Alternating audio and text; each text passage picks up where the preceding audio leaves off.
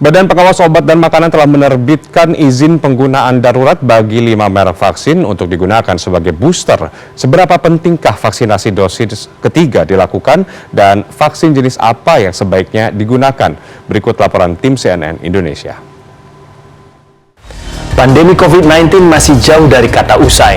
Kemunculan varian Omicron memaksa sejumlah negara untuk melakukan vaksinasi dosis ketiga atau booster terhadap masyarakat yang bukan merupakan tenaga medis. Amerika Serikat telah memulai vaksinasi booster pada November 2021. Inggris, Prancis, dan Jerman menjadi 3 negara Eropa yang memulai vaksinasi booster di benua Eropa.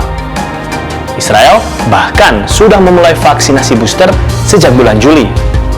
Negara tetangga kita, Singapura, dan Malaysia juga telah mengizinkan vaksinasi dosis ketiga. Sementara Indonesia direncanakan akan memulai vaksinasi dosis ketiga kepada masyarakat pada bulan Januari 2022 ini.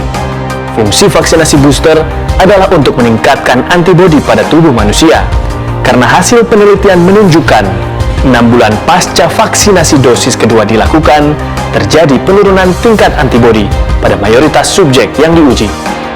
Jika diibaratkan sebagai sebuah permainan sepak bola, maka vaksinasi booster digambarkan sebagai sosok pelatih, antibodi digambarkan sebagai pemain, virus SARS-CoV-2 digambarkan sebagai bola, sel T ini digambarkan sebagai penjaga gawang, dan sel tubuh sebagai gawang.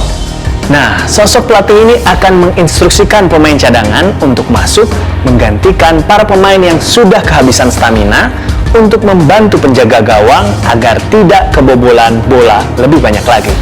Lalu, apakah semua perlu mendapatkan vaksinasi booster? Sistem kekebalan kita itu tidak hanya mengandalkan antibodi. Kita juga punya sistem pertahanan lapis kedua yang kita sebut sebagai sel T, di mana sel T ini fungsinya tidak akan menurun selama beberapa tahun. Ini bertahan dalam jangka waktu lama, ya. Nah, sel T ini sejauh ini bertahan, ya. Walaupun kita mendapat vaksin dosis kedua sudah lama, ya, bulan Februari, ya, tetapi sampai sekarang itu sel T itu masih bisa bertahan, ya. Antibodi turun, tetapi sel T bertahan.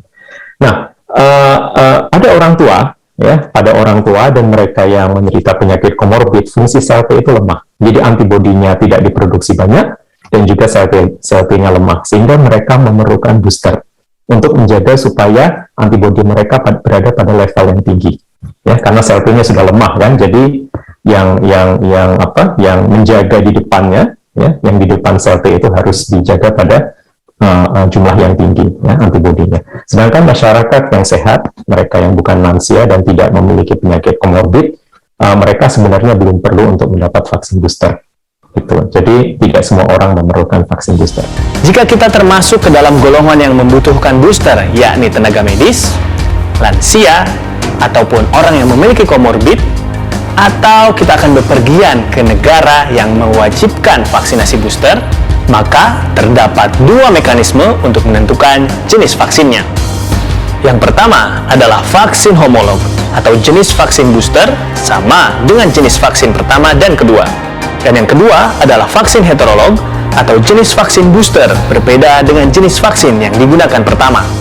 Data dari Kementerian Kesehatan di negara Chile menunjukkan efektivitas vaksin Sinovac ditambah Pfizer sebagai booster menunjukkan angka 94,9%. Sinovac plus AstraZeneca menunjukkan angka 93,6%, dan 3 dosis Sinovac menunjukkan efektivitas sebesar 73,6% dalam mencegah COVID-19 bergejala ringan dan sedang. Kenapa kombinasi heterolog itu lebih baik? Ya? Karena kalau kita menggunakan jenis vaksin yang berbeda, itu keberagaman antibodinya lebih tinggi. Ya? Jadi tubuh kita dilatih untuk mengenali